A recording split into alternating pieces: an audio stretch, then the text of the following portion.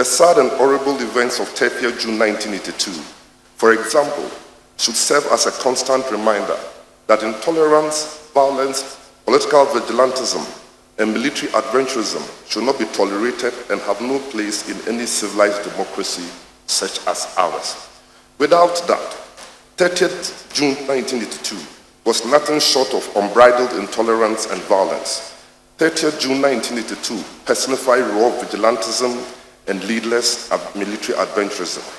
While uninterrupted and continued democratic rule, with multiple transfer of power between the two political parties in successive national elections since 1992, may appear to banish the idea or thought of any possible military adventurism in Ghana, we should not get ahead of ourselves and think that all is well, for it is not. For each of these elections, including the registration of voters that precede them, as well as occasional by-elections, has not been without its fair share of disturbing moments and violence, with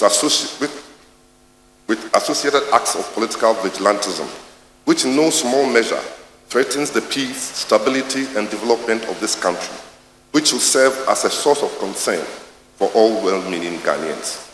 What should be a familiar exercise of a civil duty, and what is supposed to be a regulated process for the registration of voters and procedure for the challenge of prospective registrants and transfer of votes, were and have been marred by threats, intimidation, assaults, and violence at the registration centers across the country.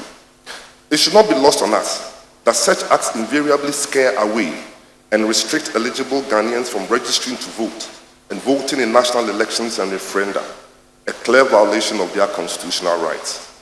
The Supreme Court has, with remarkable consistency, underscored and upheld the rights of Ghanaians to be registered for and vote in national elections and referenda. Thus, any acts that prevent, intimidate, and restrict eligible Ghanaians in that regard should be deemed intolerable within our democratic space.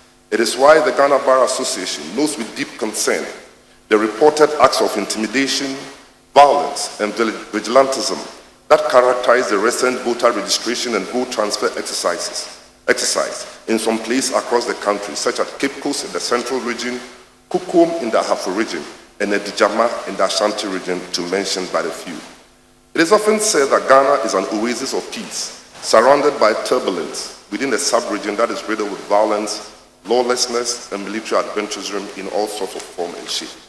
However, let us not take anything for granted.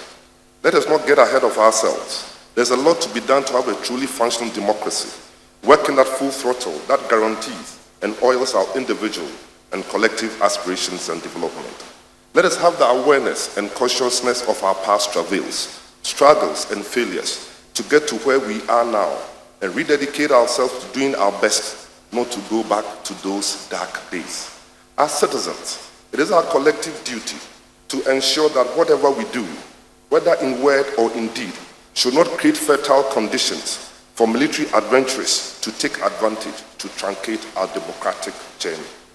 All of us have a role to play to make sure that violence, lawlessness, and vigilantism have no place in our democracy and political engagements, especially in the registration of voters and during and after general elections. Specifically, I speak to leaders and members of all the leading political parties, the Electoral Commission, the security agencies, and the government.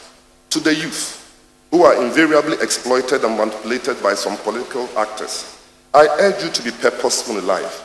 Channel your energies and exuberance into meaningful ventures. Do not fall for and be misled by unscrupulous politicians to engage in acts that destabilize our nation only for crumbs. I dare say, you are worth more than some few Ghana Cedis and a pack of cooked rice.